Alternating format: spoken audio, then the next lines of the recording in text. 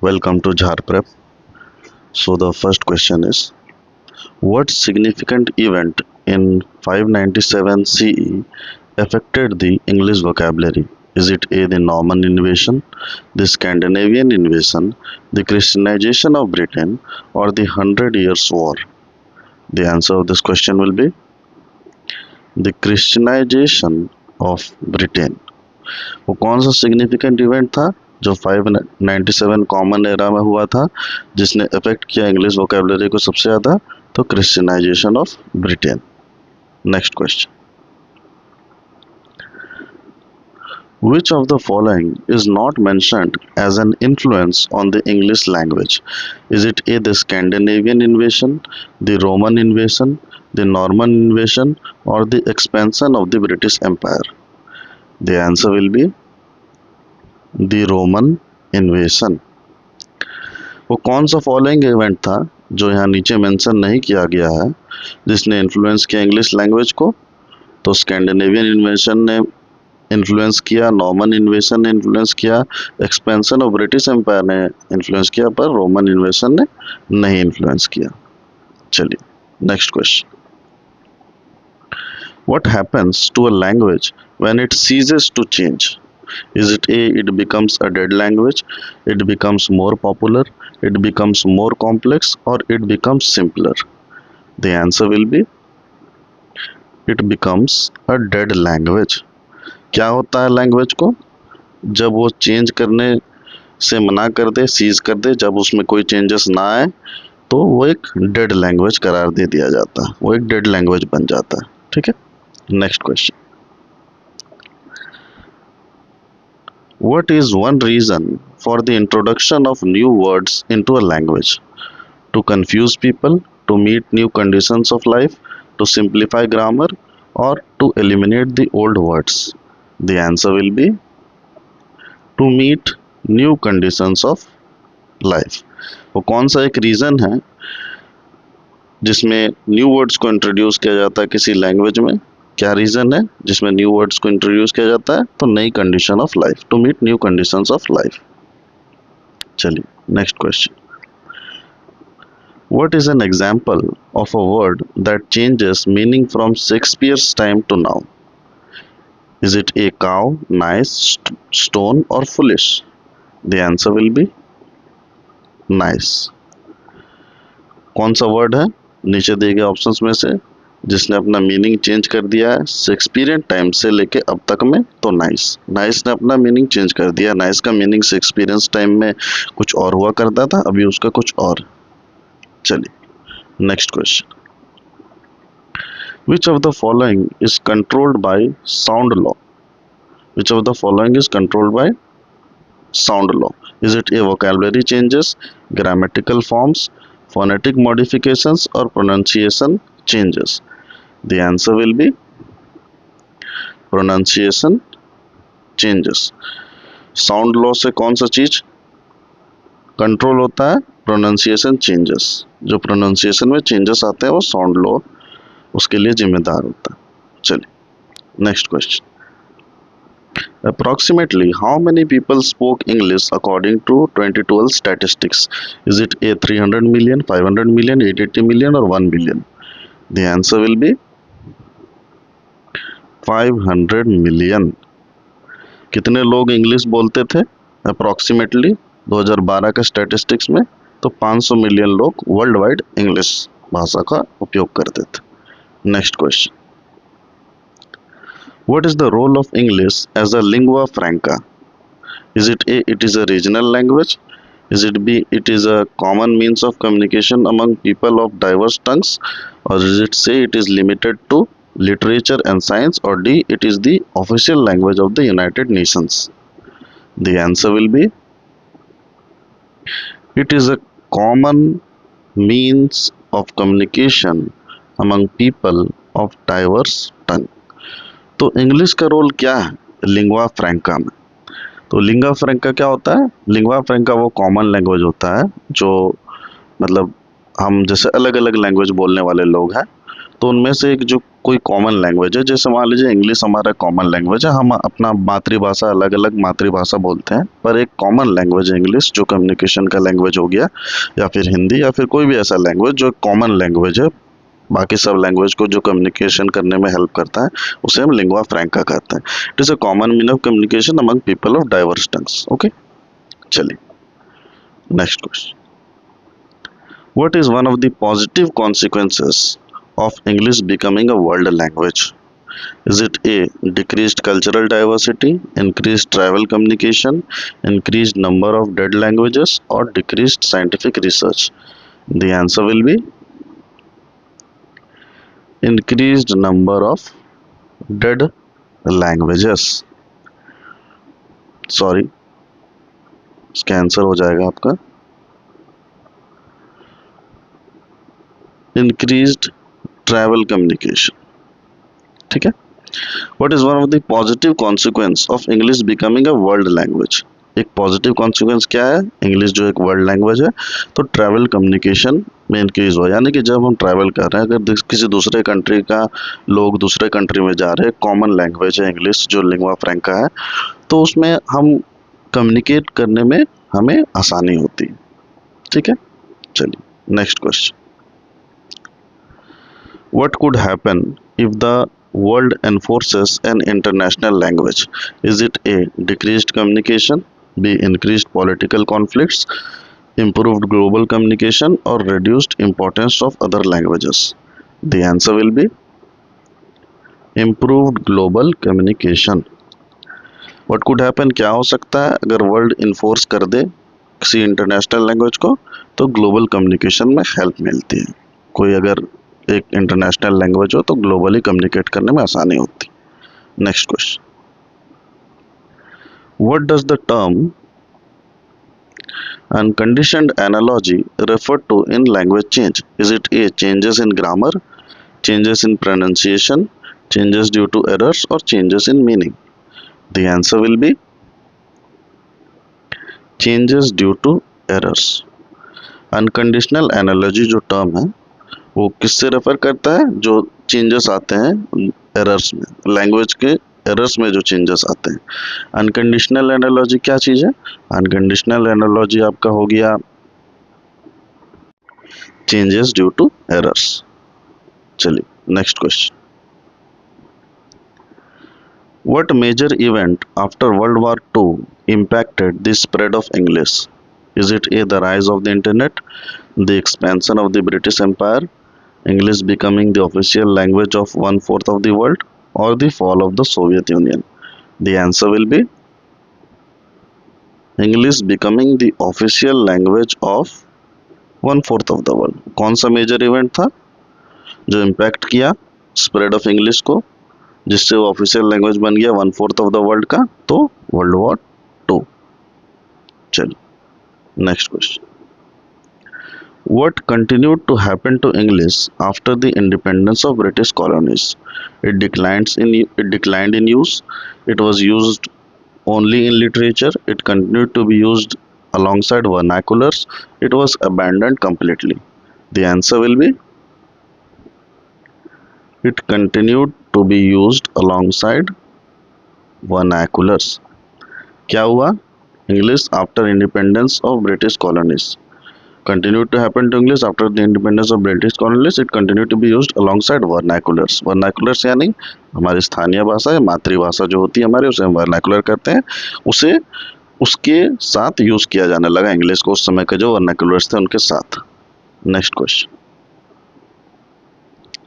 From which language groups is more than half of English vocabulary derived? Is it Germanic and Slavic, Latin, French and other Romance languages, Celtic and Greek, Arabic and Persian? The answer will be Latin, French and other Romance languages। कौन सा language group है जो more than half of the English vocabulary जिससे derive की गई है? तो Latin, French and other romance languages. तो रोमांस लैंग्वेजेस क्या क्या है? जो आपका लैटिन भाषा से डिराइव्ड भाषाएं, जैसे कि आपका फ्रेंच हो गया, इटालियन हो गया, स्पेनिश हो गया, पोर्तुगीज़ हो गया, रोमानियन हो गया, इस तरह के जो ये सब कुछ मेजर भाषाएं, इसी तरह से जो भाषाएं जो उसे हम रोमांस लैंग्वेजेस कहते हैं। Next question, which feature of English involves the reduction of noun inflections? Is it a natural gender, B inflectional simplicity, dialect differences or phonetic spelling? The answer will be inflectional simplicity। कौन सा वो feature है English का जो involve करता है reduction in noun inflections को? तो आंसर क्या हो जाएगा? इन्फ्लेक्शनल सिंप्लिसिटी। तो इन्फ्लेक्शन क्या है? जैसे किसी भी वर्ड के फॉर्म में अगर चेंजेस आ जाए, जैसे हम समझ लीजिए किसी वर्ड के बाद में हम एस लगाते हैं, एस जोड़ देते हैं, तो उसे हम प्लूरल इन्फ्लेक्शन कहेंगे, उसमें प्लूरल फॉर्म आ गया। जैसे बॉय, तो एस लग गया, बॉयज हो गया, मल्टीपल बॉय हो गए, बहुत सारे बॉय हो गए, तो उसमें प्लूरल इन्फ्लेक्शन लगे। इस तरह बहुत तरह के इन्फ्लेक्शन होते हैं। तो उसमें जो सिंप्लिसिटी आया, पहले बहुत डिफिकल्ट हुआ करता था इन्फ्लेक्शन। जैसे हमारे जो एंशिएंट इंडो यूरोपियन लैंग्वेजेस हैं, जैसे कि आपके संस्कृत हो गए, ग्रीक हो गए, लैटिन हो गए, इन तरह के भाषाओं में बहुत ज़्यादा इन्फ्लेक्शन था। तो उन इन्फ्लेक्शंस को अभी सिंप्लीफाई कर दिया गया है इंग्लिश में। चलिए, What is a major difficulty in learning English for foreigners? Is it A. limited vocabulary, complex sentence structure, idioms and spelling pronunciation, or lack of borrowed words? The answer will be idioms and spelling pronunciation inconsistencies। Major difficulty क्या है English सीखने में? Foreigners को सबसे ज़्यादा difficulty किस चीज़ में आती है इंग्लिश सीखते वक्त? तो इडियम्स और स्पेलिंग प्रोनाउंसिएशन में आती है। चलिए, next question, What is an example of the spelling pronunciation inconsistency in English? Is it A. nice and foolish, stone and stand, believe and receive, or milk and milch? The answer will be believe and receive। एक example दीजिए pronunciation inconsistency का English में। तो believe और receive एक example है। जैसे believe same sound कर रहा है ईव, और रिसीव में जो ईव है सेम साउंड कर रहा है, पर इसमें IEVE है बिलीव में, और रिसीव में EIVE है। तो ये इनकंसिस्टेंसी जो है इंग्लिश में, प्रोनाउंसिएशन दोनों का सेम है पर स्पेलिंग चेंजेस है, ये बहुत डिफिकल्टी होता है दूसरे कंट्री के जो फॉरेनर्स हैं, जो स्पीकर्स हैं, जिनका नेटिव लैंग्वेज इंग्लिश नहीं है, उनके लिए बहुत डिफिकल्टी होता है इनिशियली उसे सीखते वक्त। चलिए, next question, how many spellings for the sound of SH does the text book mention? AC Baugh ji द्वारा लिखी गई जो बुक है उनमें SH से जो साउंड आते हैं वो कितने हैं? 6, 8, 10 और 14? The answer will B 14। Next question, what is the Indo-European family of languages? Is it A, a language family that is no longer in use, a group of languages spoken only in India, a family of languages with common origins spread across Europe and Asia, or a modern family of dialects? The answer will be a family of languages with common origins spread across Europe and Asia।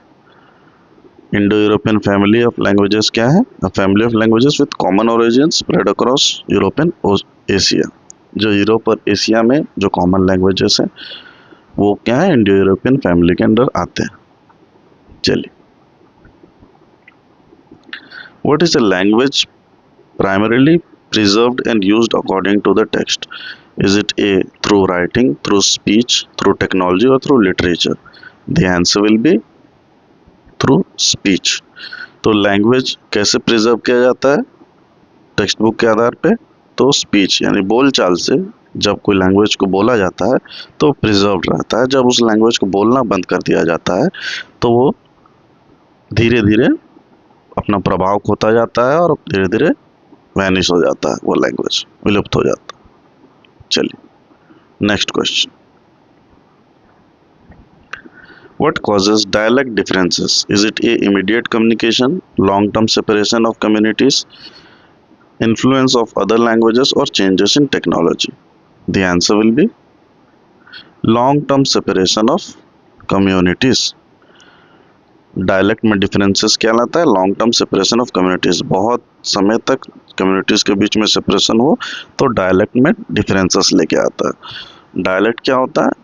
किसी particular area में बोली जाने वाली भाषा को हम dialect कहते हैं। Next question, what happens to languages that were once identical over time? They remain completely unchanged, they become unintelligible to each other, they merge into a single language, they develop completely different scripts. The answer will be they become unintelligible to each other. क्या होता है language को?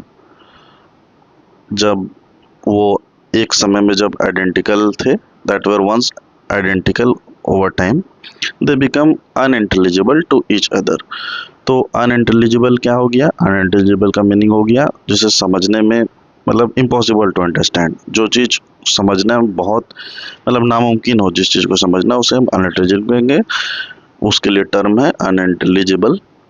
तो what happens to languages that were once identical over time, समय के साथ वो समझना उसे नामुमकिन हो जाता है। चलिए next question, what historical discovery helped understand the relationship between languages in Europe and Asia? The answer will be the discovery of Sanskrit.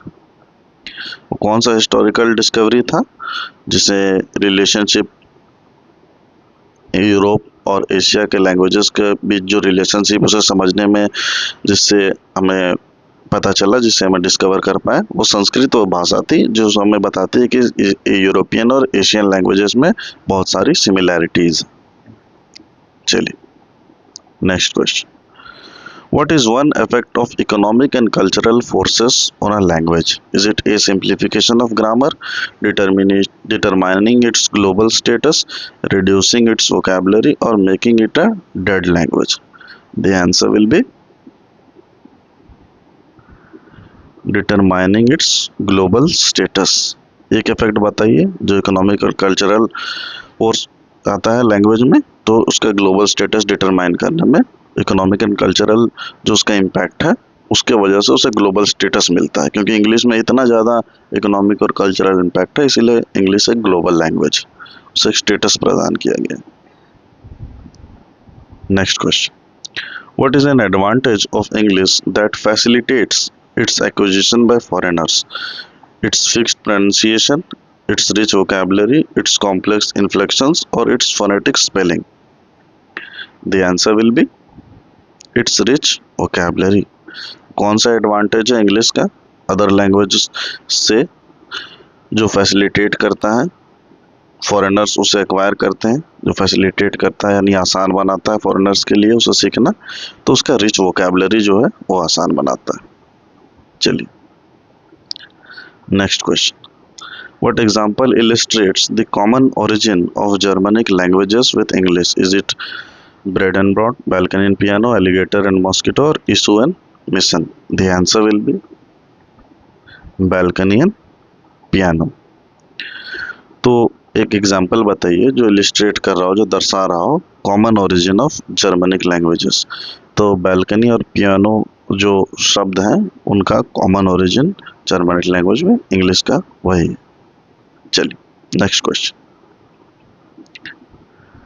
which language families mutual origin can be obscured by differences in initial consonants? Is it a Celtic, Germanic, Slavic, or Indo-European? The answer will be Indo-European।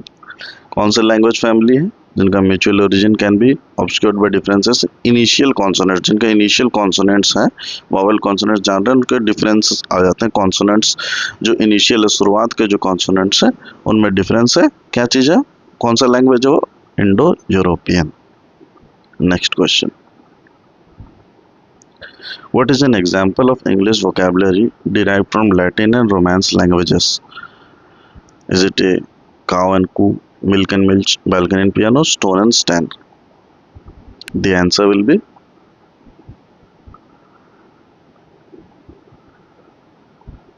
balcony and piano। What is an example of English vocabulary derived from Latin and Romance language? Balcony and piano. ठीक है, चलिए next question.